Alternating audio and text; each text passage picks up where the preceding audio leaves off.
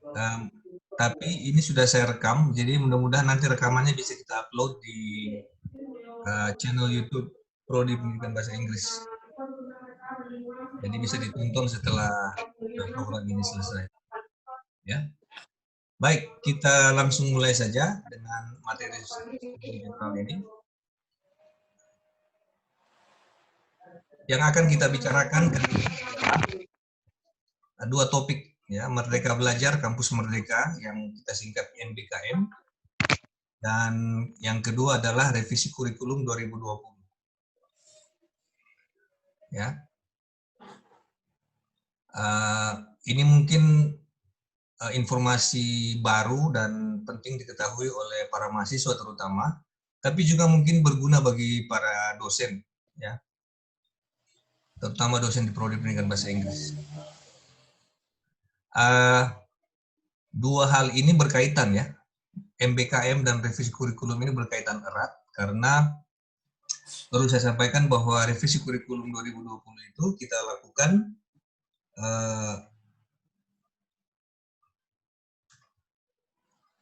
karena salah satu latar belakangnya atau alasannya adalah kita harus menyesuaikan diri dengan Merdeka Belajar atau tuntutan dari Merdeka Belajar Kampus Merdeka.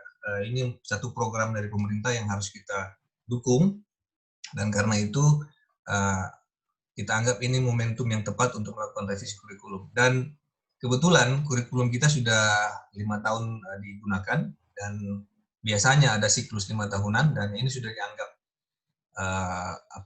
sudah dianggap waktu yang tepat untuk melakukan revisi kurikulum. Mari kita lihat bersama apa yang sudah saya siapkan ini.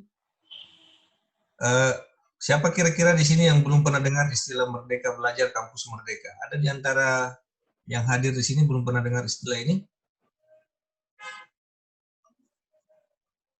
Saya kira tidak, ya. Ini selama beberapa bulan terakhir ini jadi perbincangan di mana-mana, ya, terutama oleh para mahasiswa dan dosen. Ada yang menganggapnya ini program yang baik, ada yang mengecam. Jadi ini program yang cukup kontroversial sebenarnya. Secara pribadi saya mendukung, ya. Secara pribadi dan juga secara profesional saya menganggap ini program yang baik dan perlu didukung. Ya. Bahkan ini sangat sesuai dengan apa yang selama ini menjadi keyakinan saya bahwa seharusnya ada program semacam ini di kampus. Ya. Baik, kita lihat, ya. Jadi MBKM ini menurut buku panduannya merupakan wujud dari otonomi dan fleksibilitas kampus. Untuk apa? Nah, untuk menciptakan suasana pembelajaran yang fleksibel, inovatif, dan sesuai dengan kebutuhan mahasiswa. Nah, saya menggarisbawahi 4 kata terakhir, sesuai dengan kebutuhan mahasiswa. Dan ini juga sesuatu yang sudah secara legal dapat dijalankan karena didasarkan pada Peraturan Menteri Pendidikan Kebudayaan RI nomor 3 tahun 2020, khususnya di pasal 18. Dan peraturan Mendikbud ini adalah tentang standar nasional pendidikan tinggi. Tentunya ini adalah peraturan yang dibuat setelah mulai menjabatnya Bapak Nadiem Anwar Makarim sebagai Mendikbud. Nah, yang sering jadi bahan pembicaraan orang dalam konteks MBKM ini adalah ini, pemenuhan masa belajar bagi mahasiswa program sarjana atau sarjana terapan. Jadi yang relevan mengikuti program ini adalah mahasiswa program sarjana atau sarjana terapan. Sarjana itu yang S1, sarjana terapan itu D4, diploma 4. Jadi ini tidak berlaku bagi pasca sarjana atau D3 di bawahnya. Nah, disediakan pilihan di sini bagi mahasiswa program sarjana untuk mengikuti, ini yang pertama, ya, mengikuti seluruh proses pembelajaran dalam program studi, prodi, pada perguruan tinggi sesuai dengan masa dan beban belajar. Itu pilihan pertama bagi seluruh mahasiswa, program sarjana dan sarjana terapan, yaitu mengikuti seluruh proses pembelajaran di prodinya. Jadi mahasiswa prodi pendidikan bahasa Inggris misalnya, dapat memilih untuk tidak kemana-mana. Jadi mulai dan selesai di sini, tidak belajar di tempat lain. Yang kedua adalah pilihan kedua adalah mengikuti proses pembelajaran di dalam prodi untuk memenuhi sebagian masa dan beban belajar, dan selebihnya mengikuti proses pembelajaran pada program studi yang sama di perguruan tinggi lain, atau program studi yang berbeda di perguruan tinggi lain atau program di luar perguruan tinggi. Ini agak ribet bahasanya ini, tapi maksudnya di sini ada dua pilihan, yaitu mahasiswa bisa tinggal di prodinya dari awal sampai selesai, dan pilihan kedua, mahasiswa dapat mengikuti sebagian proses perkuliahannya di prodi, kemudian sisanya dia selesaikan di prodi lain di UNM, atau di perguruan tinggi lain di luar UNM. Atau dalam bentuk lain, di luar kampus, tidak harus di kampus, dia bisa di perusahaan, bisa di desa, bisa di mana saja, ya, di luar perguruan tinggi, ya. Jadi itu dua pilihan utama yang ada dalam Merdeka Belajar ini atau MBKM. Jadi sama-sama merdeka, ya, maksudnya. Mahasiswa yang tinggal itu yang biasa saya sebut sebagai mahasiswa yang stay in. Mahasiswa yang stay in itu merdeka menentukan sikapnya. Mahasiswa yang keluar, yang biasa saya sebut outbound, ya, yang pergi ke luar prodi atau keluar perguruan tinggi atau melakukan kegiatan di luar kampus, itu saya sebut outbound. Itu juga memiliki kemerdekaan yang sama. Namun dua-duanya juga memiliki hak yang sama, yaitu kembali ke kampusnya dan kembali ke prodinya untuk menyelesaikan skripsi dan lulus sebagai sarjana. Gitu. Nah, jadi dalam implementasinya, mahasiswa dapat melaksanakan, dapat menggunakan atau membelanjakan, ya, 20 SKS maksimal di luar program studi, di dalam UNM, ya. Itu bagi yang keluar, ya, bagi yang outbound itu punya hak untuk mengambil 1 semester di luar prodi di lingkungan UNM, dan bisa juga mengambil maksimal setara dengan 40 SKS di program studi lain, di perguruan tinggi lain, atau di kegiatan-kegiatan lain. Nah, itu nanti akan kita bahas lebih lanjut. Nah, di sini sudah dijelas tadi, ya, bahwa program MBKM ini ditujukan bagi mahasiswa program sarjana dan sarjana terapan.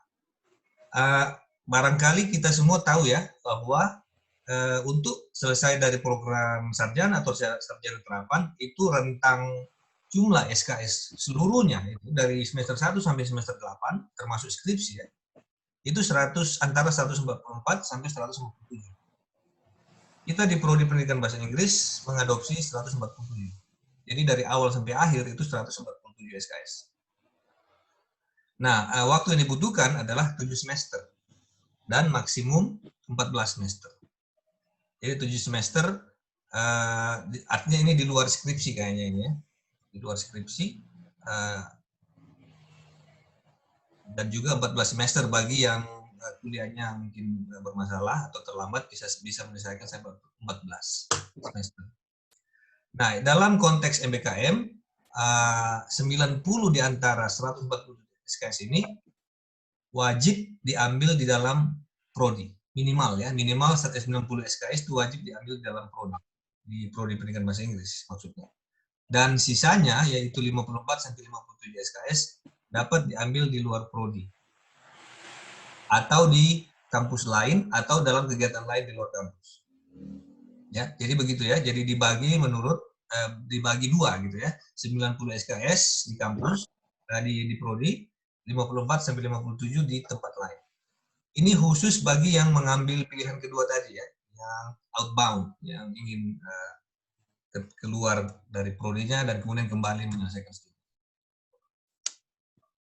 Nah, ini barangkali saya skip saja, ya, tapi secara umum yang kita bicarakan di sini adalah hak belajar 3 semester di luar program studi. Ini yang paling banyak dibicarakan dalam konteks MBKM, hak belajar 3 semester di luar program studi. 3 semester di sini bukan mutlak, ya, sebenarnya hak belajar up to, ya, up to itu artinya hingga 3 semester di luar program studi. Kalau tidak mau 3 semester juga tidak apa-apa, bisa 1 atau 2 semester saja. Dan tujuannya adalah untuk meningkatkan kompetensi Anda sebagai mahasiswa, baik dalam hal soft skills maupun hard skills. Sehingga Anda siap dan relevan dengan kebutuhan zaman. Gitu ya. Jadi Anda maksudnya bukan hanya menguasai bidang studi bahasa Inggris, pendidikan bahasa Inggris, tapi juga punya kompetensi yang lain gitu yang membuat Anda mampu menjadi pemimpin di masa depan, ya, dan menjadi bagian dari Indonesia sebagai bangsa yang unggul dan berkepribadian dan seterusnya. Jadi di sini pendekatannya adalah experiential learning. Anda belajar melalui pengalaman di luar sana, dan itu semua ditujukan untuk mengakomodasi passion dan talent Anda masing-masing. Ya. Artinya begini, Anda kan ambil pendidikan bahasa Inggris, tapi bisa saja Anda berminat fotografi misalnya. Anda punya minat dalam bidang seni dan desain misalnya. Anda berminat dalam bidang yang berhubungan dengan pekerjaan nanti sebagai guru bahasa Inggris, misalnya teknologi pendidikan atau psikologi, ya, atau hal-hal yang pokoknya yang relevan dengan bidang studi Anda. Ini artinya walaupun di sini namanya Merdeka Belajar, tapi Anda juga tidak berarti bisa belajar sesuka hati. Apapun yang mau diambil, tidak bisa. Anda tidak bisa, ada pengecualian di sini. Anda tidak bisa ke bidang kedokteran. Ya.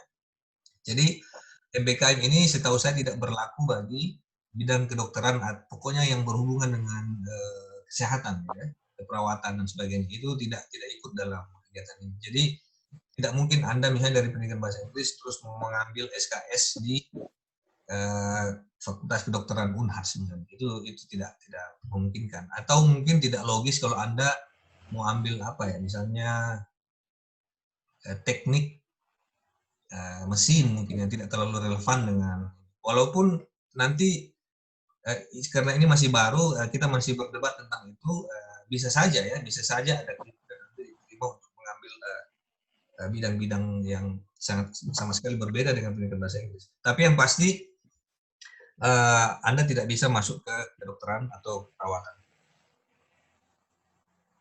Nah, ini ada 3 pola masa belajar ya yang ditawarkan oleh UNM. Anda tahu kan semua kita ada 8 semester kita di Prodi Pendidikan Bahasa Inggris, termasuk skripsi di semester 8 ya. Jadi yang pertama adalah untuk pemenuhan hak belajar maksimal 3 semester di luar ini dalam program MBKM, kita bisa menempuh salah satu dari 3 pola masa belajar ini, dan kita di Prodi Pendidikan Bahasa Inggris memutuskan mengambil yang kedua, ya.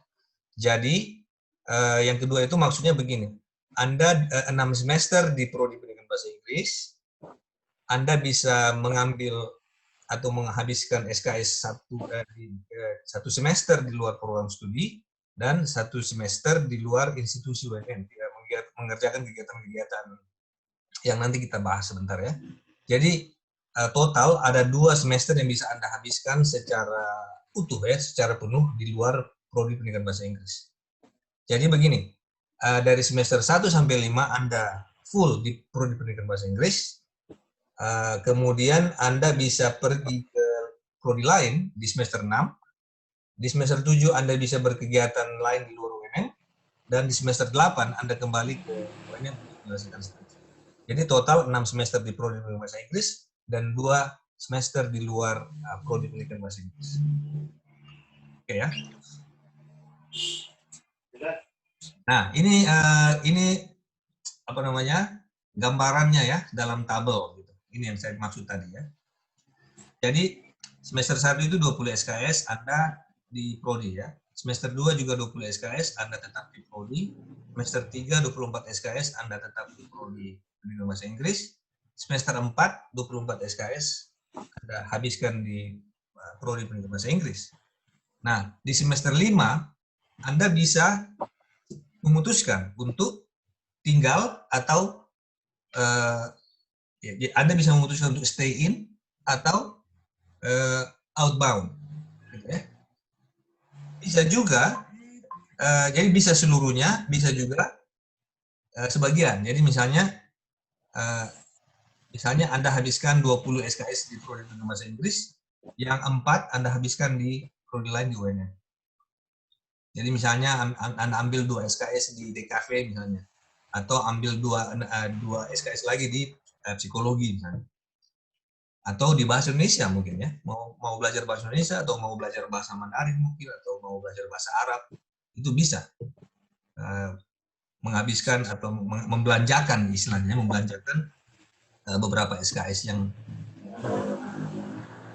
Kemudian di semester 6 Anda bisa full di prodi lain, di perguruan tinggi lain kalau mau ya. Jadi misalnya 24 SKS itu mau dibelanjakan semua di UGM misalnya, atau di mana itu, atau di IKIP, di UNY ya, di Yogyakarta, atau di Unima di Manado sana misalnya, ya, atau di Unimed Medan ya, itu bisa. Kemudian di semester 7 yang totalnya itu 5 SKS karena ada PPL dan KKN. PPL kalau saya tidak salah PPL itu 3 SKS dan KKN 2 SKS. Itu bisa dilaksanakan dalam bentuk kegiatan non kuliah, ya, kegiatan non kuliah di luar UNM. Nanti saya perlihatkan slide yang menggambarkan apa saja kegiatan non kuliah itu. Pokoknya itu ada 8 jenis kegiatan. Di semester 8 yang total SKS-nya 6, Anda kembali ke prodi bahasa Inggris dan insya Allah lulus sebagai sarjana pendidikan bahasa Inggris. Jadi di sini Anda menyelesaikan 147 SKS. Sebagian besar Anda selesaikan di prodi, sebagian yang lain Anda belanjakan di tempat lain. Tapi itu pilihan khusus bagi yang outbound. Yang tidak mau pergi-pergi, ya dia selesaikan secara normal apa yang ada di kurikulumnya, gitu ya. Oke.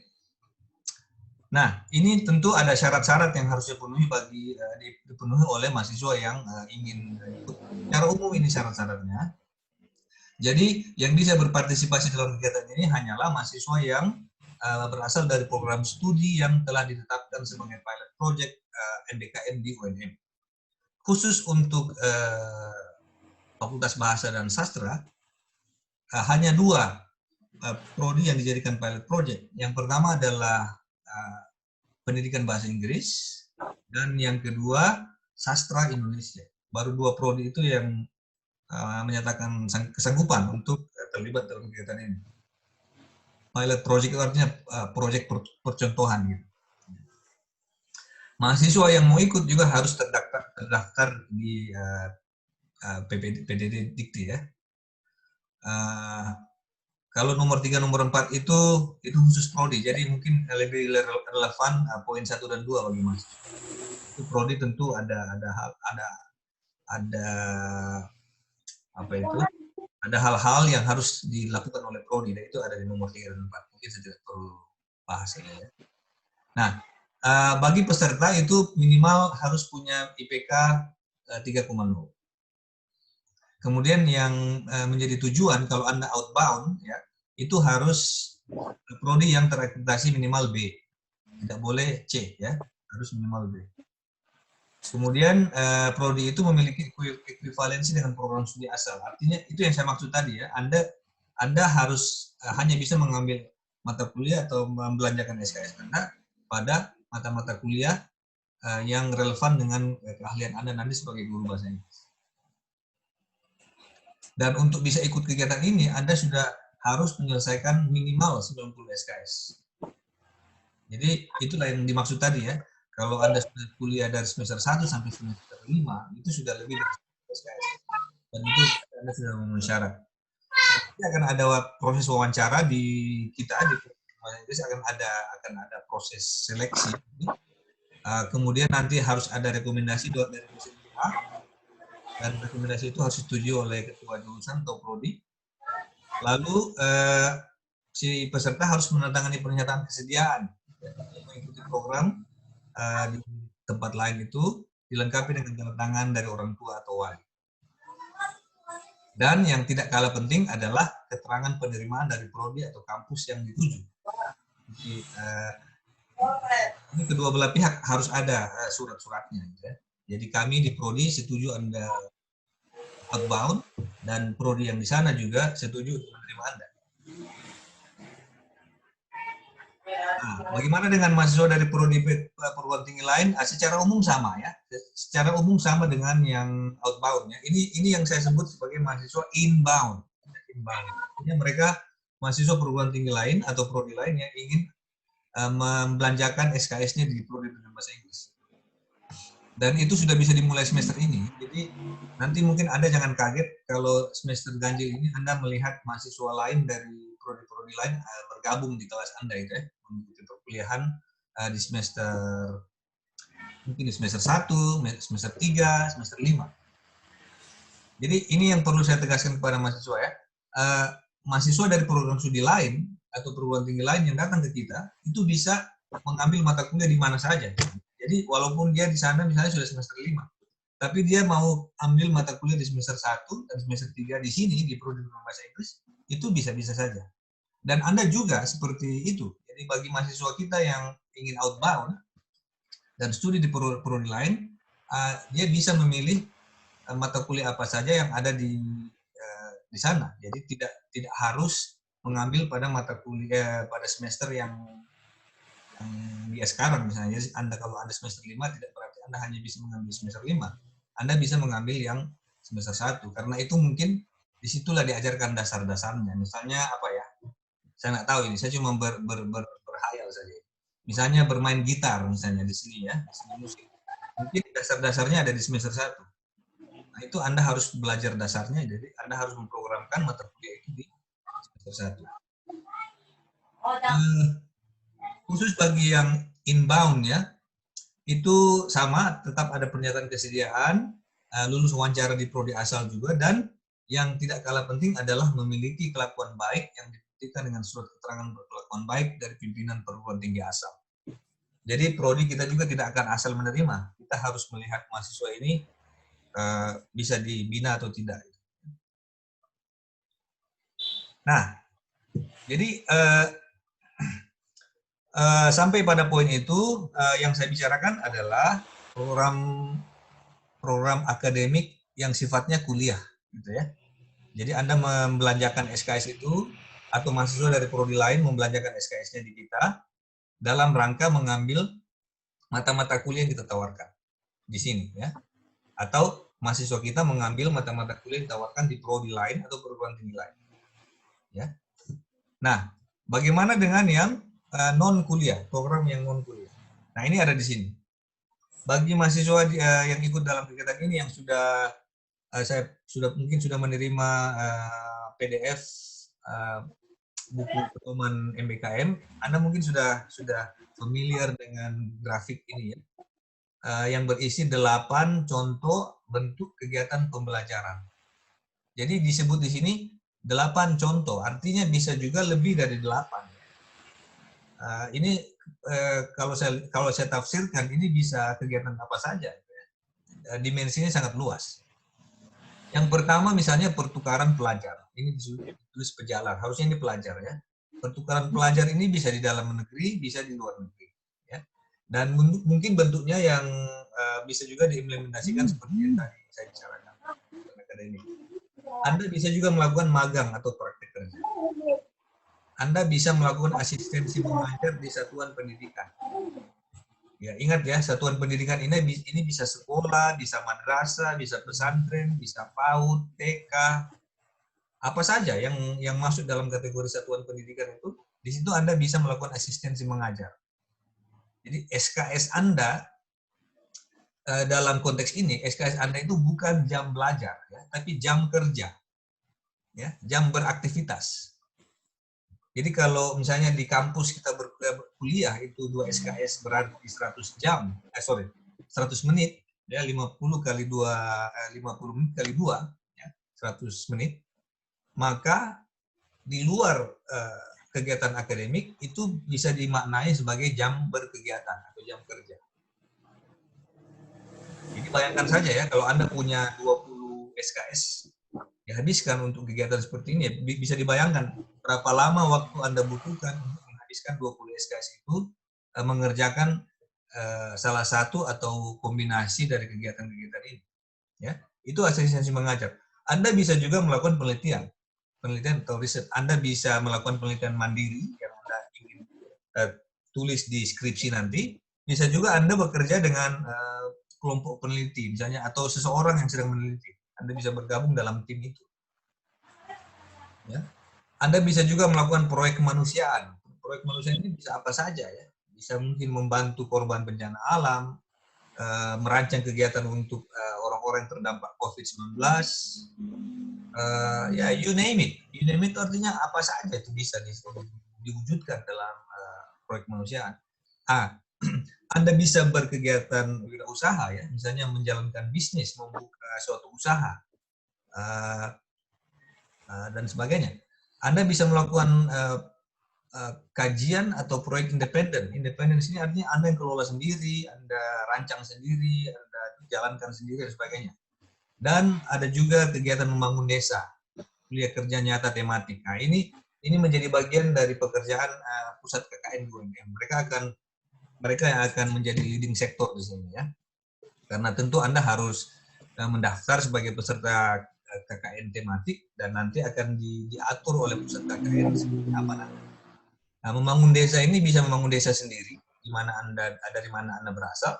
Bisa juga desa orang lain ya. Anda bisa memilih di mana lokasi KKN tematik tersebut. Namun perlu dicatat bahwa untuk semua kegiatan ini, yang manapun Anda yang Anda pilih, itu harus ada dosen pembimbingnya, harus ada dosen yang ditunjuk sebagai pembimbing. Jadi bukan misalnya kegiatan wirausaha Anda bikin kegiatan usaha secara mandiri dan tidak dipantau ya. Ini ada proses pemantauan, ada proses penilaian. Nah, itu penting karena nilainya besar ya. Nilainya maksimal 20 SKS. Jadi perlu ada rubrik-rubrik yang diisi. Berapa poin untuk ini, untuk itu dan sebagainya.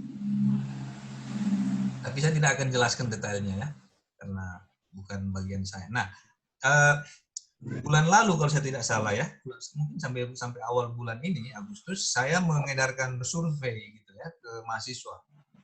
Surveinya ada, kalau saya tidak salah ingat, ada sekitar 10 pertanyaan ya, atau berapa itu saya lupa, tentang minat mahasiswa program khusus pendidikan bahasa Inggris di MBKM. Dan ini hasilnya, salah satu hasilnya adalah ini.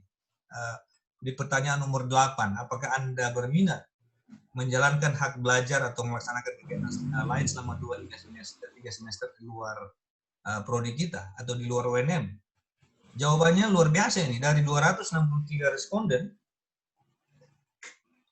Ini sebenarnya respons kira-kira 1 minggu setelah diluncurkan ya. Responden pada akhirnya itu hampir mencapai 500 orang sebenarnya. Itu total responden yang ketika survei ini ditutup itu hampir sekitar 400-500 orang. Ya. Tapi hasilnya sama sebenarnya, hasilnya secara umum sama, yaitu 17,5% dari 263 ini menyatakan tertarik. Kemudian yang lain menyatakan mungkin tertarik. Jadi kalau saya melihatnya ini ada di sisi positif dua-duanya ini ya. Cukup banyak mahasiswa yang berminat mengikuti kegiatan ini dan hanya 9,5% yang menyatakan tidak tertarik. Jadi mungkin hanya sekitar 20-an orang. 20-an orang dari sekitar 22 atau 23 orang dari 263 orang. Jadi luar biasa sambutan mahasiswa ini terhadap program MBKM. Nah, mudah-mudahan apa yang disampaikan di survei ini sama sesuai dengan kenyataan yang ada gitu ya. Dan mudah-mudahan minat itu juga belum berubah ya di hari-hari menjelang KRS-an ini, menjelang KRS-an ini ditutup. Mudah-mudahan minat untuk mengikuti MBKM ini masih sama seperti yang ada di hasil survei ini. Baik ya.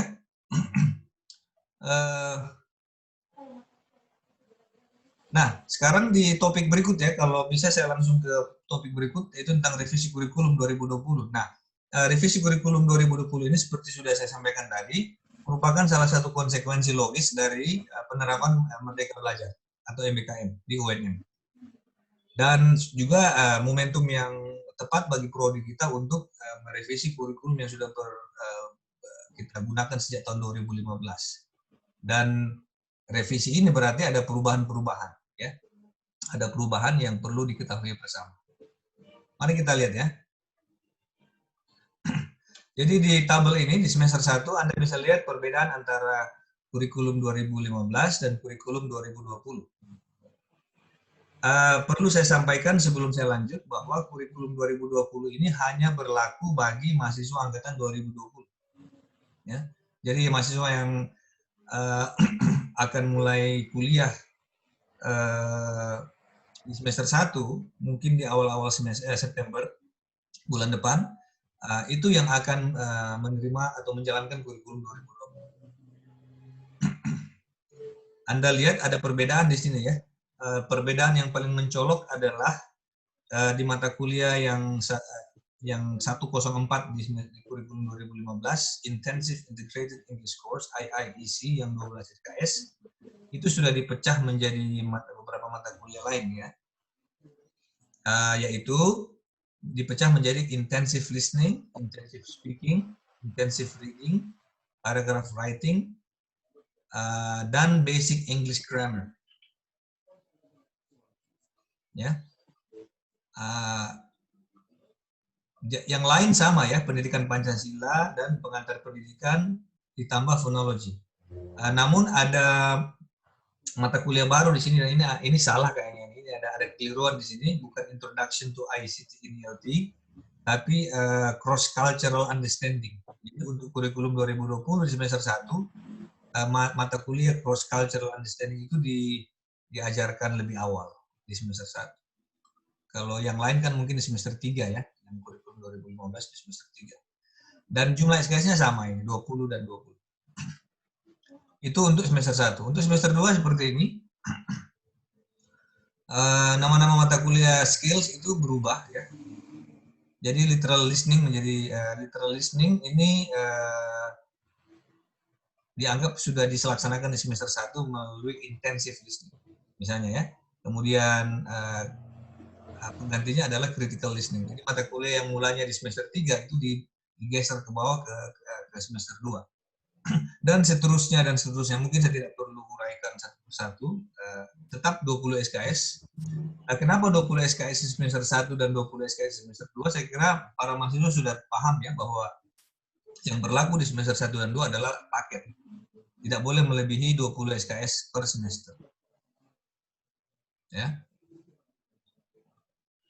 Kemudian di semester 3 seperti ini komposisi perkuliahannya, mata kuliahnya. Bedanya di kurikulum 2015, Anda di semester 3 itu kan sudah mulai ada mata kuliah pilihan ya. Ada 4 mata kuliah pilihan ini, bisa dipilih salah satunya. Di kurikulum 2020 belum ada mata kuliah pilihan. Nah, ingat ini catatan cross cultural understanding ini, sorry ya ini salah, dia bertukar tempat dengan mata kuliah di semester 1 Introduction to ICT in ELT. Jadi mata kuliah Introduction to ICT in ELT itu di semester 3 menggantikan cross cultural understanding. Anda bisa lihat mata-mata kuliah skills juga berubah nama-namanya, secara umum berubah. Misalnya apa tadi yang di semester 2 itu misalnya ya, yang di semester 1 intensive speaking, di semester 2 menjadi interactive speaking, di semester 3 menjadi extensive speaking. Itu contoh. Kita masuk ke semester 4, di sini juga belum ada, jadi berbeda dengan kurikulum 2015, di sini juga belum ada mata kuliah pilihan di semester 4 kurikulum 2020. Tidak ada perbedaan di mata kuliah umum dan mata kuliah keguruan ya. Tidak ada perbedaan. Jadi misalnya bahasa Indonesia dan pembelajaran itu tidak berubah. Tetap di situ. Semester 5. Nah, ini semester 5 yang perlu dicermati oleh adik-adik mahasiswa ya. Di kurikulum 2015, semester 5 ini adalah semester ketiga ya. yang ada mata kuliah pilihannya.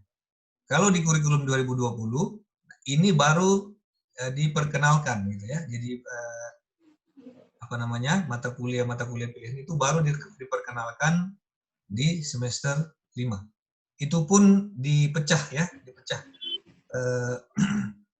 Apa namanya? Dipecah yang mulanya ada 4 pilihan, ini hanya 2 pilihan dulu ya. Jadi mata kuliah yang satu paket. Mata kuliah yang satu paket. Misalnya ini ya. Semantics in Translating, Translation and Interpretation itu kan ada 4 sebenarnya, ada 4 mata kuliah yang satu paket di situ, karena dia satu paket dengan Translation Critic dan Translation Production. Nah ini dipecah 2 gitu. Yang Semantics in Translating dan Translation Interpretation itu di semester 5, sedangkan yang 2 lagi di semester 6. Itu perbedaan besarnya gitu ya. Nah, tadi kan saya bicara mahasiswa yang memilih tetap di prodi dan mahasiswa yang keluar prodi untuk kembali lagi gitu ya, yang stay in dan outbound ya. Nah, khusus untuk kurikulum 2020 nanti pada saat mahasiswa angkatan 2020 sampai di titik itu ya, dia bisa memutuskan untuk stay in atau outbound. Nah, yang ada di daftar sini itu hanya untuk mahasiswa yang sorry, salah kayaknya, salah yang saya sampaikan ya. Jadi bagi mahasiswa yang baik yang stay in maupun yang outbound untuk kurikulum 2020, mereka harus selesaikan dulu semua ini, ya, baru bisa memutuskan untuk tinggal atau pergi. Nah, bagi yang mau tinggal berarti dia harus selesaikan semua ini 24 SKS. Sedangkan yang mau pergi, dia bisa yang seperti yang saya bilang tadi, dia bisa menyelesaikan sebagian di prodi dan sebagian di prodi lain dalam UNED. Ya. Dan mungkin saya lupa sampaikan tadi bahwa minimal SKS yang bisa dibelanjakan itu adalah 2 SKS dan maksimal adalah 20 SKS.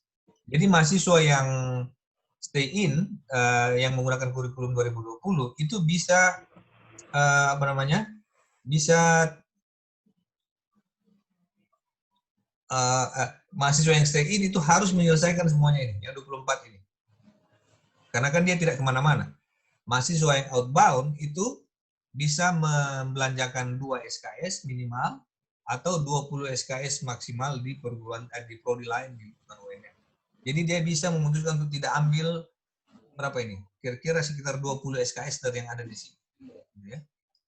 Jadi misalnya begini, ini kan ada 24 SKS. Mahasiswa angkatan 2020 nanti bisa membelanjakan 4 SKS di prodi, bisa juga membelanjakan 20 SKS di luar prodi. Ya, itu untuk mahasiswa yang angkatan 2020. Bagaimana dengan kalian yang menjalankan kurikulum 2015 ini mungkin relevan sekali bagi mahasiswa semester 5 yang ada dalam kuliah umum ini ya. Bagaimana dengan kalian yang semester 5? Kalau tertarik membelanjakan SKS di luar prodi, jawabannya adalah Anda bisa, tapi kayaknya Anda hanya bisa membelanjakan 2 SKS. Hanya bisa membelanjakan 2 SKS. Jadi kalau ada yang berminat membelanjakan SKS di luar prodi, maka Anda bisa mengabaikan mata-mata kuliah pilihan yang ada di sini. Karena kurikulum ini kan masih berjalan ya. Kurikulum 2015 itu dan kurikulum 2020 itu akan jalan berbarengan. Jadi mahasiswa yang angkatan 2018 ya, yang sekarang semester 5 itu harus menyelesaikan 22 SKS di prodi pendidikan bahasa Inggris, dan yang 2 bisa diambil di prodi lain di luar di lingkungan UNED. Jadi Anda silakan memilih 2 SKS itu mau dibelanjakan di mana. Apakah di sini di psikologi atau di bahasa Indonesia atau di bahasa asing, tempat-tempat lain. Lanjut ke semester 6. Nah, semester 6 ini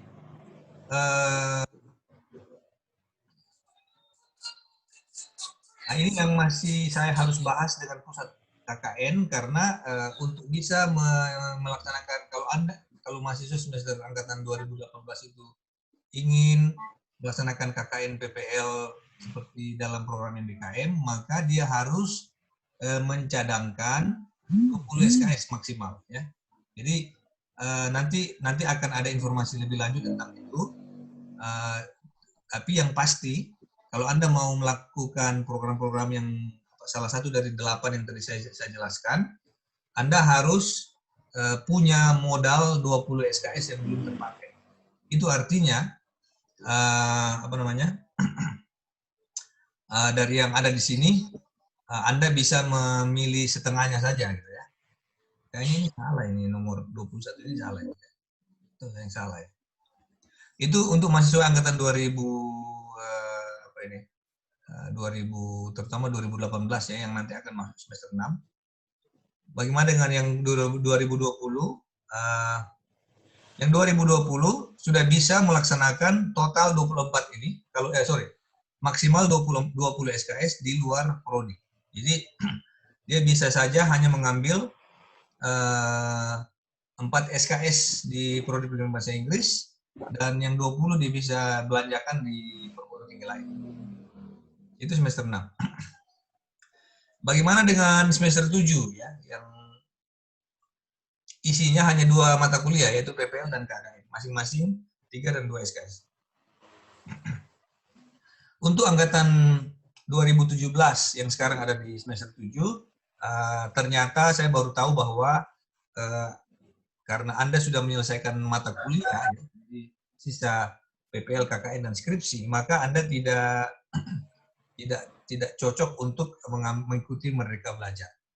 Karena apa? Karena Anda sudah tidak punya alasan lagi ya, karena sudah boleh dibilang SKS-nya sudah 0 gitu ya. Sampai di titik itu Anda sudah 0. Jadi sisa PPL, KKN, dan skripsi. Jadi tidak bisa lagi melakukan itu program Merdeka Belajar yang maksimal 20 SKS itu. Anda hanya bisa mengikuti program PPL KKN yang reguler, yang normal ya, yang normal yang dilaksanakan oleh pusat KKN. Yang kayaknya dari hampir semua mahasiswa yang mengajukan permohonan izin untuk KKN PPL itu rata-rata memilih PPL KKN terpadu, ya, artinya dilaksanakan di sekolah, di tempatnya masing-masing. Nah, bagaimana dengan mahasiswa yang dapat kurikulum 2020? Ini nanti terjadi beberapa tahun yang akan datang ya, jadi belum akan terjadi sekarang. Bagi mahasiswa angkatan 2020, di katakanlah 4 sampai 4,5 tahun yang akan datang, 4 tahun ya dari sekarang, itu mereka bisa melaksanakan KKN PPL dengan bobot SKS 20. Ya. Asalkan mereka memiliki, itu yang tadi saya bilang, ya, asalkan mereka memiliki cadangan SKS sekitar maksimal 20 SKS dari semester-semester sebelumnya. Ya, dan ini berlaku juga bagi mahasiswa angkatan 2018. Jadi angkatan 2018 kalau berniat mengikuti program Merdeka Belajar seperti yang saya jelaskan tadi ya, 1 dari 8 kegiatan yang saya jelaskan tadi, Anda sudah bisa merencanakan dari sekarang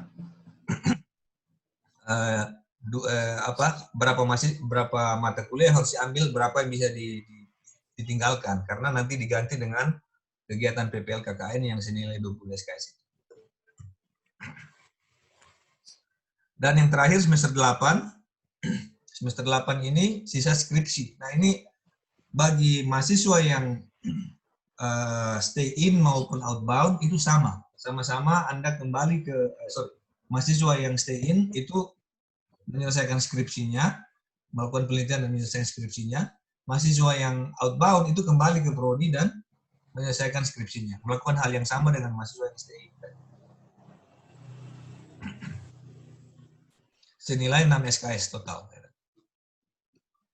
Saya kira cukup sampai di situ, dan silakan jika ada yang ingin bertanya.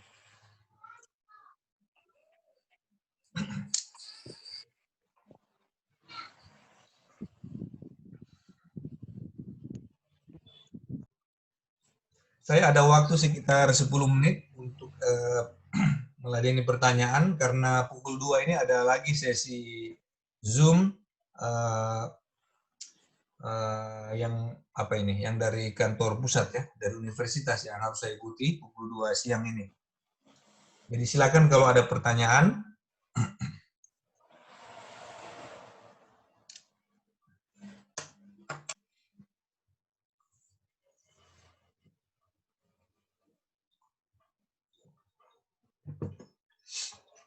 Yang mau bertanya bisa mahasiswa, bisa dosen. Siapa tahu Bapak Ibu dosen juga mungkin perlu informasi lebih lanjut tentang apa yang sudah saya sampaikan. Saya akan sampaikan sesuai dengan yang saya ketahui. Yang tidak saya ketahui mungkin harus dijawab oleh pejabat yang lain.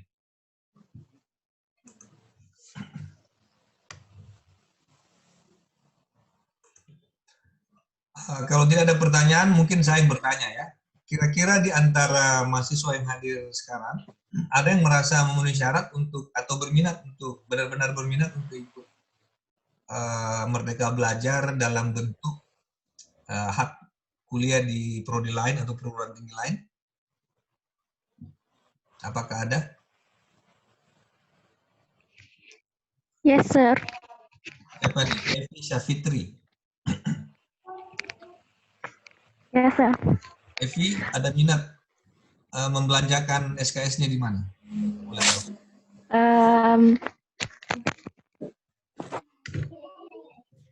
Begini, sir.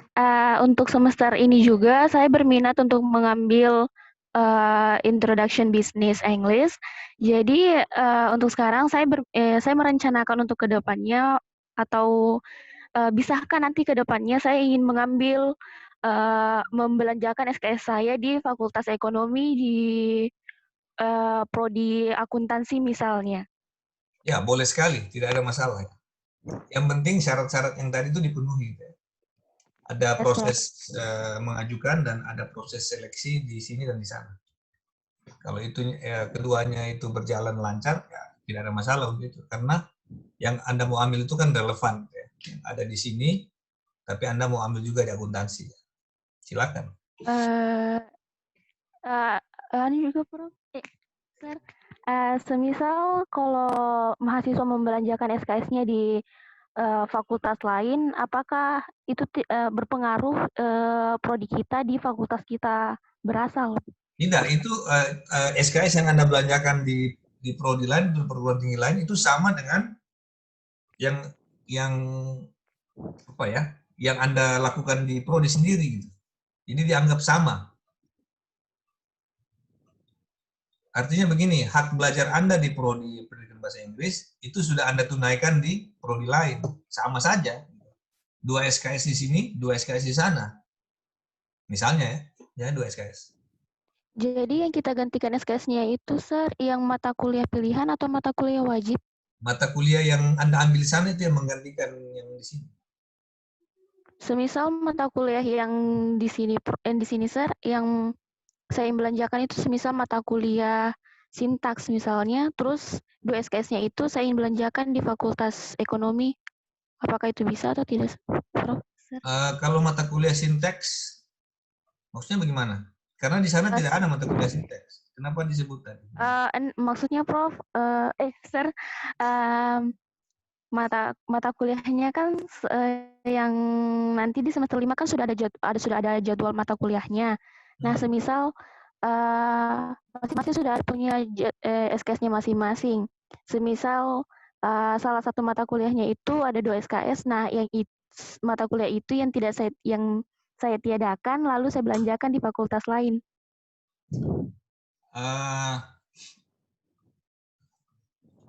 Mana ya? Jadi begini, sebenarnya ini Evi semester berapa?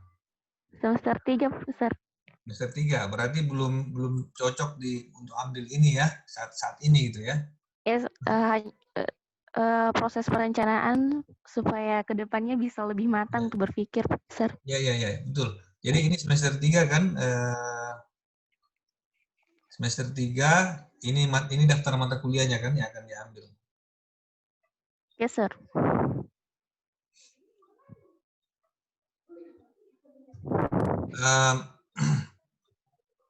Barangkali kalau saya ya, yang lebih cocok itu Evi belanjakan ini yang di kolom yang berwarna putih ini, itu saja yang itu dibelanjakan di prodi. ke berapa SKS itu? Ada 22 SKS ya? Ada 22 SKS. 22. Jadi yang Evi belanjakan di prodi lain cukup 2 SKS saja. Jadi bukan mata kuliah wajib. Oke. Untuk amannya saat ini begitu dulu barangkali. Ambil saja dulu mata kuliah yang pilihan sifatnya, sehingga kalau pilihan kan bisa diambil bisa tidak ya. Yang penting 2 SKS nilainya. Jadi pengganti mata kuliah pilihan ini adalah mata kuliah yang Evi ambil di prodi lain. Lain. Oke, Sir. Eno. Saya Thank you, terus Sir. terang ya, saya tidak tahu semua hal tentang Merdeka Belajar ini, karena kadang-kadang kita bertanya ke pimpinan juga jawaban yang diterima juga ada yang jelas, ada yang kurang jelas gitu ya. Ini yang saya tidak tahu untuk mahasiswa yang menjalankan kurikulum 2015, kalau mereka berencana, yang tadi saya bilang ya, berencana menjalankan itu program PPL KKN di semester 7 itu dalam bentuk Merdeka Belajar yang maksimal 20 SKS, apakah bisa, ini kan cuma 5 SKS di sini ya, lihat ya, ini kan cuma 5 SKS. Yes, Sir. Nah, berarti kan kalau cuma 5 SKS, dianggap itu bisa saja dianggap tidak cukup untuk program MBKM yang tadi itu, yang maksimal 20 SKS. Berarti harus ada kekosongan SKS sekitar 15 begitu ya. Kekosongan SKS sekitar 15 yang harus dicadangkan gitu ya, dikosongkan. Supaya nanti kalau mau mengambil program Merdeka Belajar yang tadi itu salah satu dari 8 yang saya uraikan tadi, itu bisa maksimal mengambil sampai 20 SKS. Gitu ya. Mudah-mudahan paham ya. Nah, ini saya belum tahu gitu ya, dari pimpinan universitas saya belum tahu apakah bisa mahasiswa untuk supaya dia masih punya 15 SKS yang kosong, bisakah dia mengabaikan mata-mata kuliah wajib yang ada di sini? Mengerti yang saya maksud ya? Jadi misalnya untuk supaya bisa mengambil kegiatan Merdeka Belajar di semester 7 yang maksimal 20 SKS.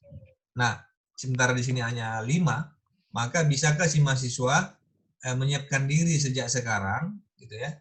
Sejak jauh-jauh hari dia sudah mengosongkan 15 SKS minimal, sehingga nanti pada saat dia terjun ke kegiatan non akademik di luar kampus itu yang 20 SKS itu bisa terpenuhi. Nah, tapi terus terang mohon maaf saya belum bisa menjawab ini secara secara afirmatif karena saya juga masih menunggu petunjuk lebih lanjut dari pimpinan universitas tentang hal ini. Tadi saya sudah berkonsultasi sebenarnya sebelum sesi ini saya sudah berkonsultasi dengan Pak Arifin Manggau ya, yang merupakan kepala pusat KKN. Saya tanyakan pertanyaan ini yang barusan saya jelaskan ini. Tapi beliau bilang nanti dia juga harus bertanya ke WR1 dulu. Ya, jadi saya belum bisa menjawab itu. Yes, Jadi begini Evi, untuk amannya kalau Evi mau mengikuti Merdeka Belajar nanti, saya sarankan untuk amannya saat ini ambil dulu 2 SKS saja gitu ya. Ambil 2 SKS di semester, kan nanti Evi itu mungkin memenuhi syarat di berapa tadi itu? Kan harus minimal 90 SKS ya? 90, Sir. Yes. 90 SKS itu ada di semester berapa kira-kira? Ada di semester 4 ya, melewati semester 4 ya? Yes. Atau ada di semester 5 lah. Ya, sekitar semester 5 lah. Jadi untuk amannya 2 SKS saja yang dibelanjakan di prodi lain. Untuk sementara mungkin itu jawaban saya. Kalau mahasiswa semester 1 nanti yang angkatan 2020, mereka lebih leluasa sebenarnya, tidak ada masalah karena memang sudah kami hitung, tim revisi kurikulum ini sudah menghitung bahwa kalau mereka sudah menyelesaikan semester 5, maka mereka bebas bebas mengambil atau membelanjakan seluruh SKS-nya itu di semester 6 dan 7 di luar prodi. Bebas bagi mahasiswa angkatan 2020 ini nanti 3 tahun atau 4 tahun yang akan datang, mereka bebas membelanjakan semua SKS di semester 6 dan 7 di prodi lain atau di perguruan tinggi lain. Tapi nanti pada semester 8 mereka harus kembali ke sini untuk menyelesaikan skripsi. Baik, masih ada pertanyaan? Kalau tidak ada, mungkin kita cukupkan di sini.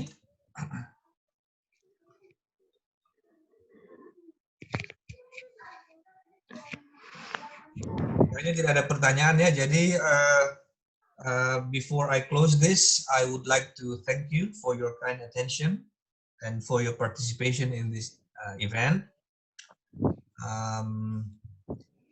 On behalf of the Prodi, I would like to wish you all the best this semester and beyond. Yeah. And yeah, I would really like to see you again in the classrooms, but I know that it is still not very clear for all of us whether we can go back to the normal lessons in the classrooms or not very soon, or I don't know. Is it going to happen soon or later? But in the meantime, I would like to I would like to say to you that you have to stay safe, you have to stay healthy, and you have to stay productive, because these are the things that will keep you sane, ya, keep you, apa itu kalau bahasa Indonesianya? Anda tetap sehat secara mental itu kalau Anda sehat dan produktif. Ya. Baik, saya tutup di sini ya. Terima kasih bagi yang sudah hadir, tapi sebelum ditutup kita foto dulu ya. Mohon bersabar, saya harus foto dulu ini.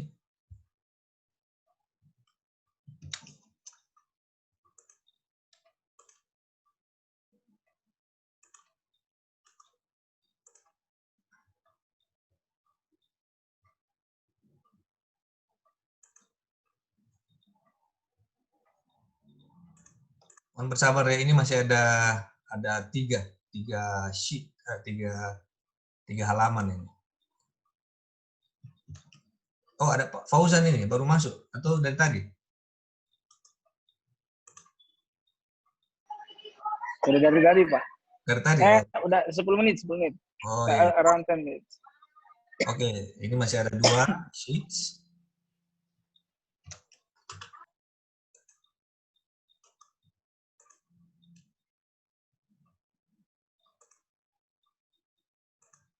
Satu lagi.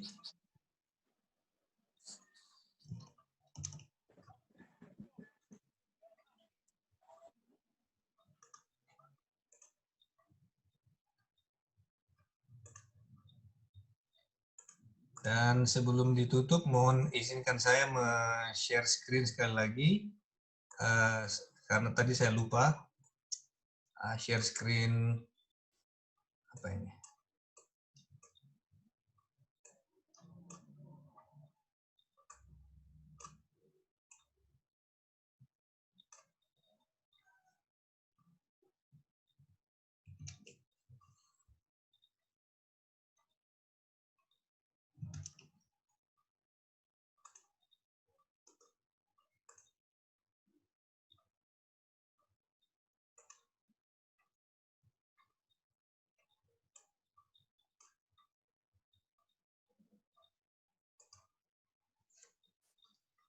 Baik, sudah selesai. Sekali lagi saya ucapkan terima kasih kepada para mahasiswa sekalian dan Bapak Ibu dosen yang berkesempatan hadir secara online dalam kuliah perdana ini. Sebelum saya tutup, saya ucapkan bagi para Ibu dosen, Bapak Ibu dosen, saya ucapkan selamat bekerja, dan bagi para mahasiswa, selamat menekuni aktivitas perkuliahan yang penuh tantangan ini, karena kayaknya ini kita harus mengandalkan jaringan online untuk bisa untuk menyukseskan semua program akademik yang akan dilaksanakan para dosen. Dan ini saya yakin bukan hal yang mudah, karena kita semua masih belajar menyesuaikan diri. Ini sudah 6 bulan lebih kita dalam masa pandemi, tapi ya kalau dihitung dari bulan Februari dan Maret ya, tapi kita masih tetap dalam proses belajar dan menyesuaikan diri dengan apa yang harus kita hadapi bersama ini, dan mudah-mudahan we will survive and we will be able to see each other again as real people at the end of the semester, or at least at the beginning of the new year ya. Di tahun 2021 mudah-mudahan semuanya kembali normal dan kita bisa bertemu lagi as real people. Baik, mohon maaf atas segala kekurangan. Terima kasih atas perhatian sekali lagi. Sampai berjumpa dalam perkuliahan. Assalamualaikum warahmatullahi wabarakatuh. Waalaikumsalam warahmatullahi wabarakatuh. Thank you, sir. Thank you. Bye-bye. Bye. Bye. Bye. Stay healthy, sir.